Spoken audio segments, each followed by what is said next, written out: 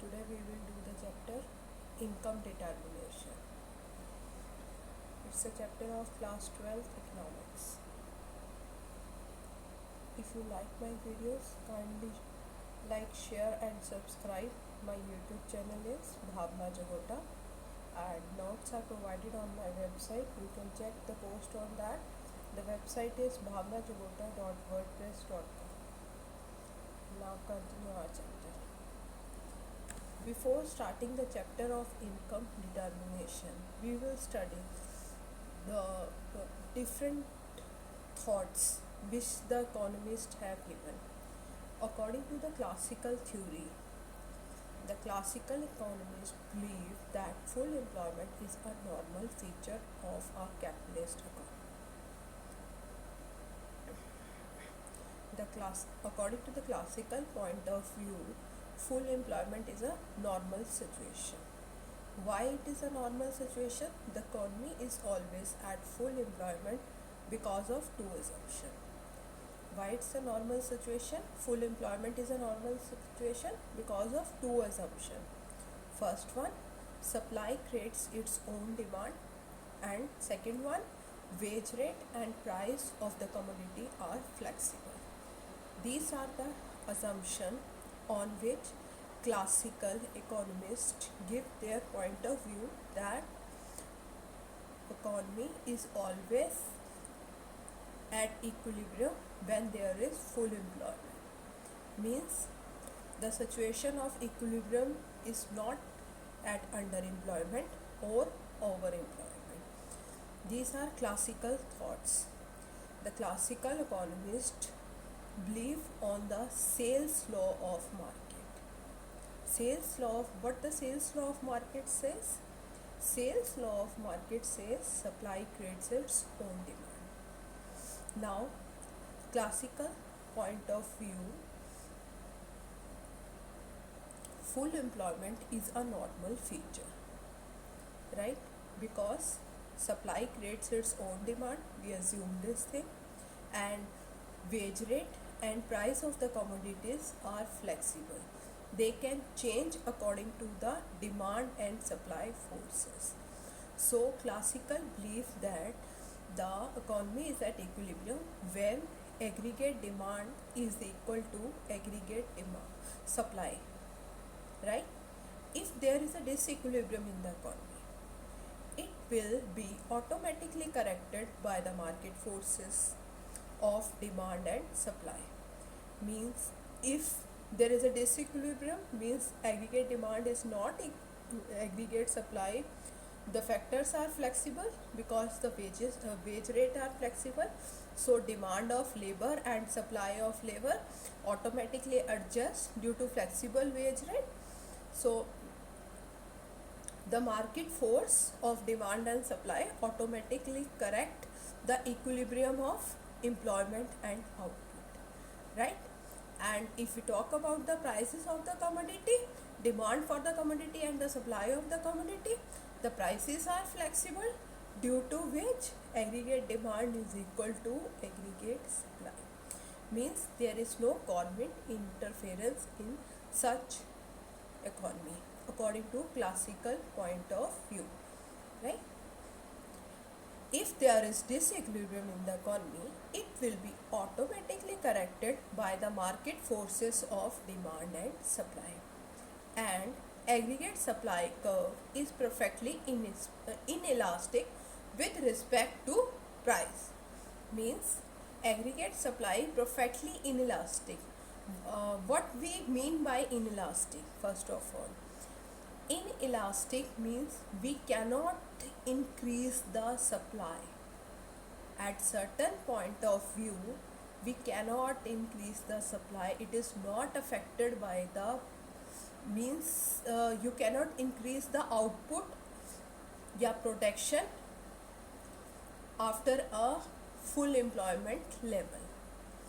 This says due to which aggregate supply curve is perfectly inelastic. Means aggregate supply curve is parallel to y-axis. Inelastic means parallel to y-axis. Price can increase or decrease production remain the same. Production is not affected at all because supply creates its demand. Due to first assumption, supply creates its demand, so aggregate supply curve is perfectly inelastic. And in our syllabus we have Keynes theory. Before that, all those economists who give their theory, they are called classical economists, right? Keynes studies the concept with planned aggregate demand and planned aggregate supply. Now we will study what's the Keynes theory of equilibrium is. Keynes theory believes that full employment is an ideal situation. Keynes believed full employment is not a normal situation. Classical said full employment is a normal situation. But Keynes said full employment is an ideal situation. But economy can be in equilibrium even at less than full employment level because of two assumptions. Keynes' point of view, the economy is at equilibrium at less than full employment level or overemployment level because of two assumptions. Classical based on the assumption that supply creates its own demand, but Keynes says demand creates its own supply. If there is a demand of the product, the producer automatically produce that product. Keynes theory is believed on this assumption, means demand creates its own supply. And second assumption is wage rate and price of the commodities are fixed, means there is a fixed wage rate. Wage rates are not flexible, price of the commodities are not flexible. Classical give their theory on the assumption that wage rates and price of the commodities are flexible, due to which without any interference according to demand, aggregate demand and aggregate supply forces, automatically market attain the equilibrium level. But Keynes criticized this point because he said the wage rate are fixed. We have to give the minimum wage rate to the laborers, and price of the commodities are also fixed.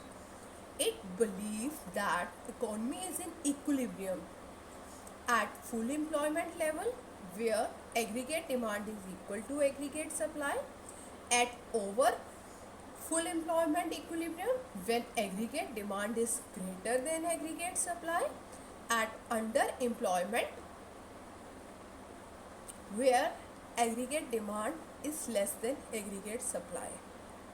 In both over full employment and under employment case, government does not interfere.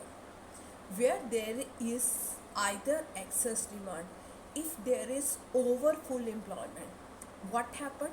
There is excess demand.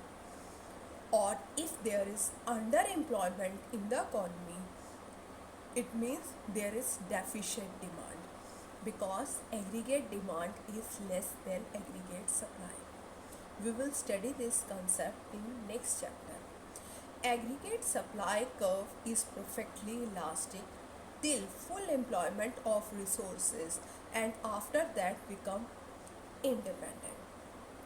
Means aggregate supply increase up to that level when all the resources are fully utilized. After that level it becomes inelastic. We cannot increase our aggregate supply, means it is perfectly elastic till full employment of resources and after that become independent, means inelastic. Aggregate supply cannot be increased by increasing the price. Now determination of equilibrium, determination of income employment output by aggregate demand and aggregate supply approach. So we have studied both the theories point of view. In our syllabus we have Keynes theory of equilibrium, so we will focus on this theory only. but we should have a knowledge about this, that what the classical thoughts.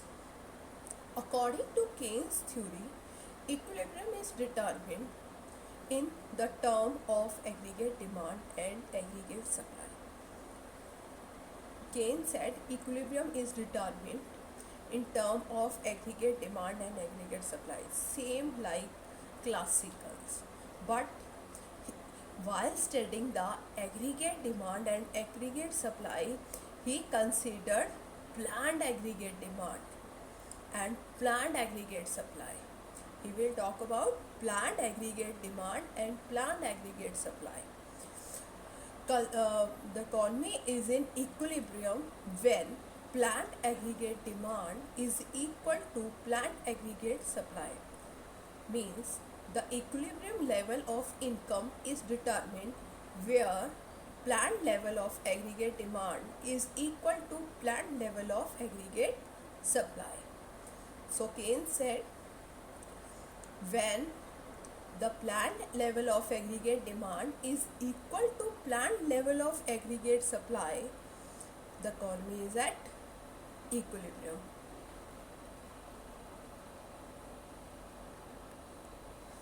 Then we have to discuss about, we already discussed about aggregate demand.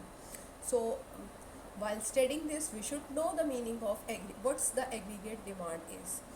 Aggregate demand refers to total expenditure on goods and services made in an economy during an accounting year. Means total expenditure by different sectors on goods and services, that is called aggregate demand. This expenditure is made by following components. First one, private consumption expenditure. In private consumption expenditure, there is an expenditure of household sector. Second one, investment expenditure. Investment expenditure is made by the producer while purchasing the capital goods. Third one, government expenditure. Government expenditure is done by the government sector on production or different goods and services. Last one, net exports.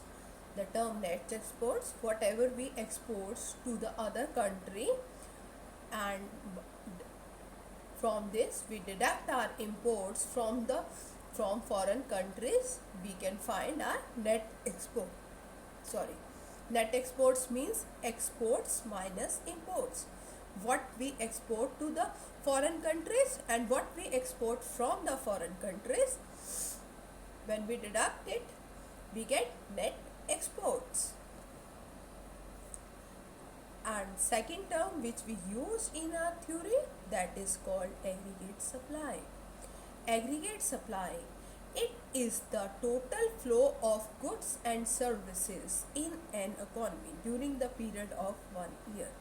Means it's a total flow of goods and services, and it will include two things, consumption expenditure and savings. Because total flow of goods and services we can consume or we can save. So there are two components of aggregate supply, consumption expenditure and savings. And there are four components of aggregate demand, that is private consumption expenditure, or we can say consumption expenditure. Second one, investment expenditure. If we talk about the investment expenditure, we consider only autonomous investment. Autonomous investment is a planned investment which is made by the government sector generally. Such kind of investment is not made for the profit motive. And third one, government expenditure, and fourth one, net exports. But while studying the concept of equilibrium, we consider only two components. First one, consumption expenditure. Second one, investment expenditure. And in investment expenditure, we consider only autonomous investment. And while studying the concept in aggregate supply, we consider consumption, expenditure, and savings. Right? Now we will what happened if there is a variation, means excess demand. We say, according to the Keynes point of view, the economy is at equilibrium even at a situation when there is over full employment or there is under full employment. To study that thing, we should know the meaning of excess demand. Now discuss the meaning of excess demand. Excess demand refers to the situation under which actual level of aggregate demand is more than required or planned level of aggregate demand. It means excess demand occurred when actual demand is more than what we have planned. Means if we plan that there is a demand of 20,000 units, but in actual, if there 25,000 units are consumed, means there is excess demand. In simple term, when actual aggregate demand, actual, when we get the actual situation at the end of the accounting year, and when we plan the aggregate demand at the starting of the accounting year, what we have planned is less than the actual demand. That situation is called excess demand. In case of excess demand, what happened? There is over full employment of resources. How there is over full employment of resources? Because we planned that only 20,000 units are demanded by the consumer, by the country, right? But in actual, there is a demand of 25,000 units. To meet up that, we have overutilized the resources. If we overutilize the resources, then there is over full employment of resources. Means if there is over full employment of resources, this situation is possible under the case of excess demand, and excess demand is occurred at that point when actual demand is more than required or planned level of aggregate demand, right? Then deficit demand. It refers to the situation when actual demand is less than required or planned aggregate demand to maintain full employment. In such situation, there is underemployment of resources. So what we understand, deficit demand means actual demand is less what we have planned. In such a situation, what happened? We have planned that there is a demand of 25,000 units, but at the end of the year, we find out that there is a demand of only 20,000 units. So what happened? There is deficit demand because planned aggregate demand is less than actual demand. Sorry, planned aggregate demand is more than. We have planned more, and in actual there is a demand of less commodities. So in such a situation, what happened? The resources are not fully utilized because there is a demand of less units. So there is underemployment of resources. So whilst Keynes said that equilibrium is possible both at full employment or at underemployment or overemployment level. So we should know the meaning of excess demand, deficient demand for this. And Keynes said equilibrium is possible when planned level of aggregate demand is equal to planned aggregate supply. Right? What happens if aggregate demand is greater than aggregate supply? It means that buyers are planning to buy more goods and services than what the producer are planning to produce. If aggregate demand is greater than aggregate supply, means buyers want to consume more product what the seller produce.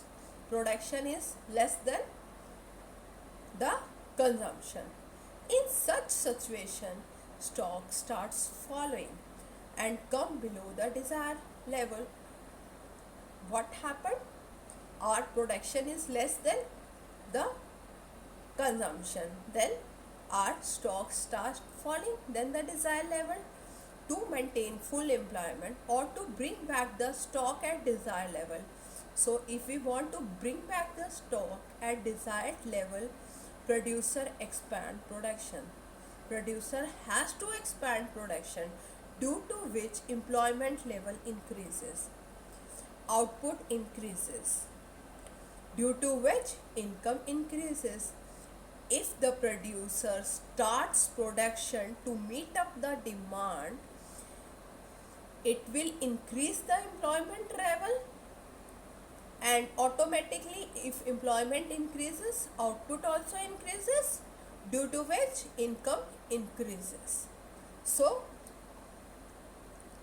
aggregate demand is equal to aggregate supply automatically, according to Keynes' point of view.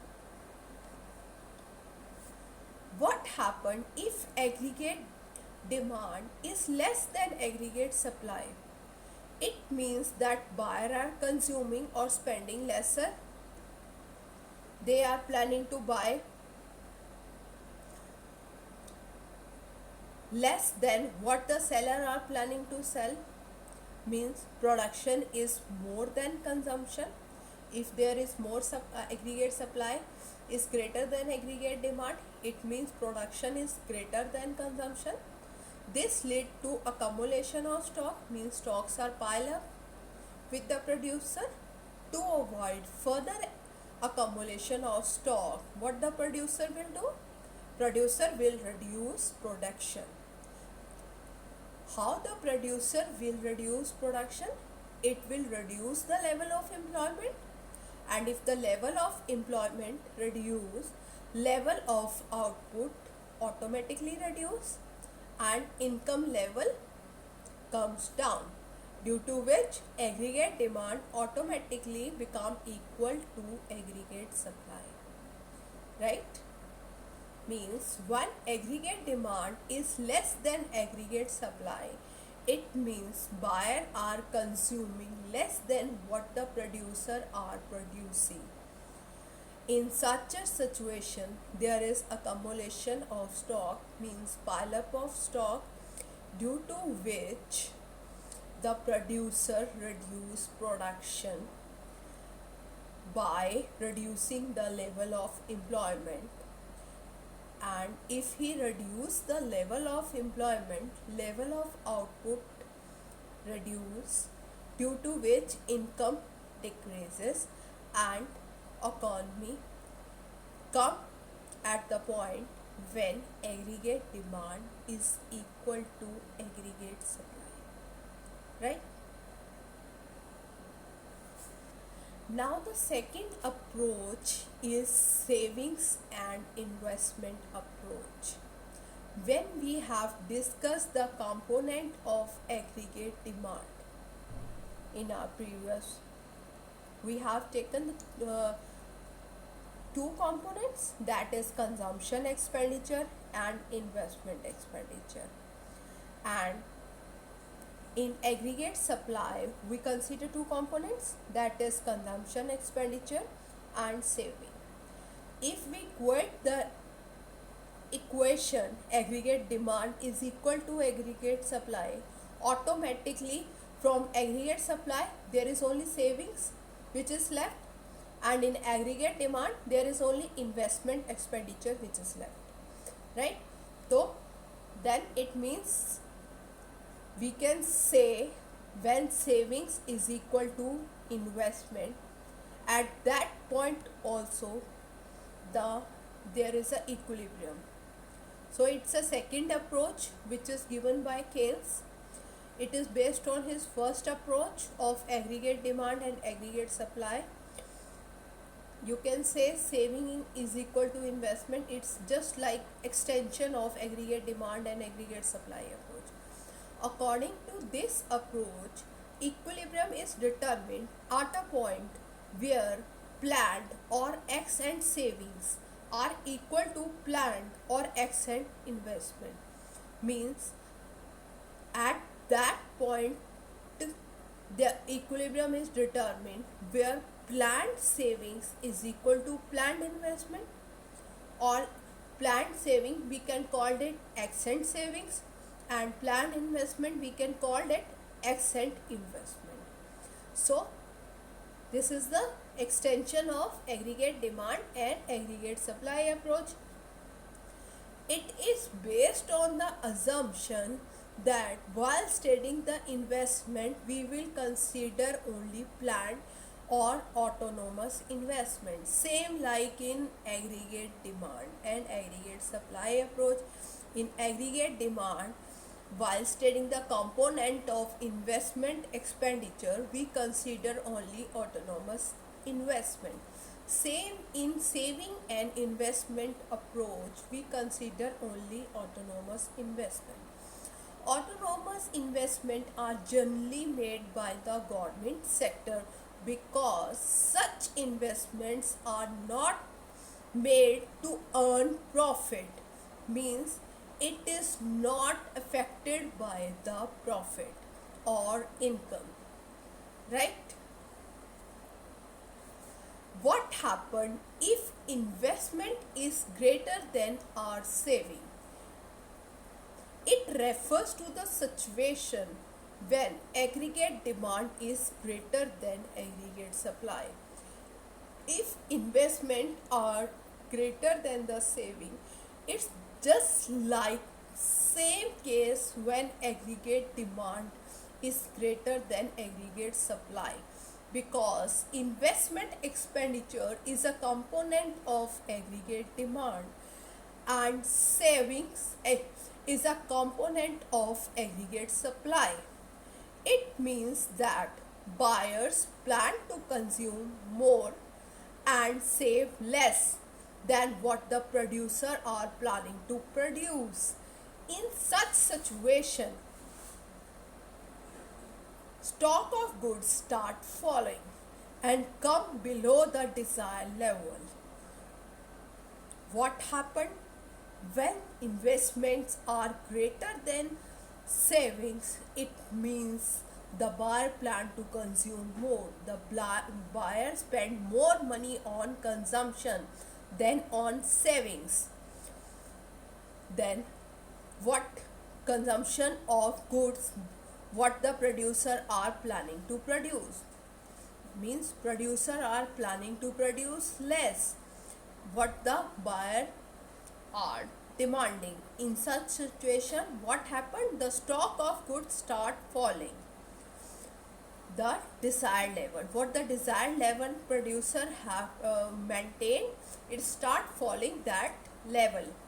To bring back the stock at desired level, producer expand production. What happened?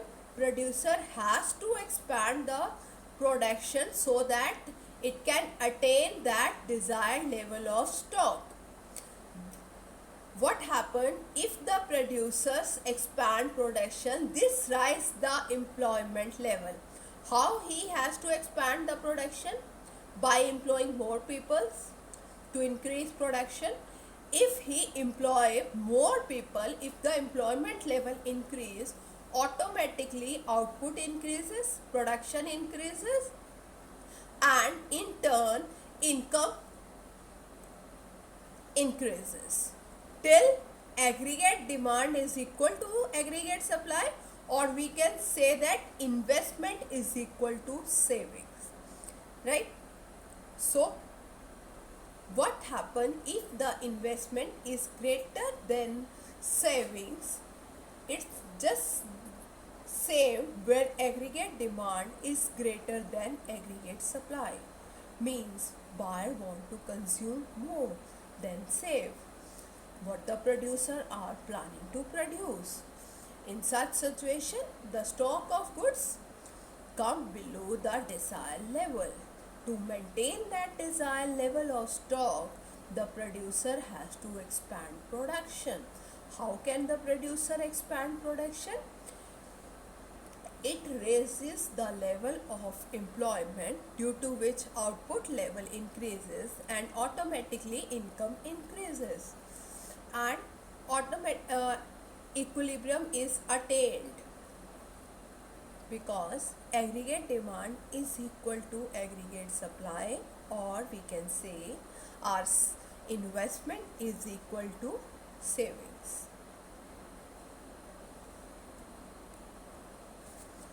What happens if our investments is less than savings?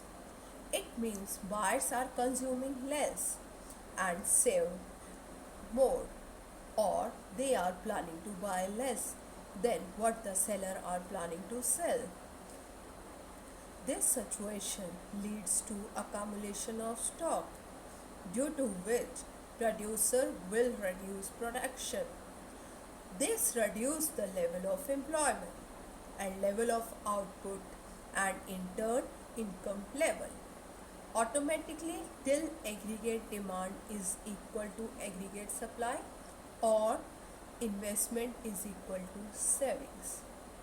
So when investment is less than savings, means it's a situation when buyers consuming less and save more money than what the producer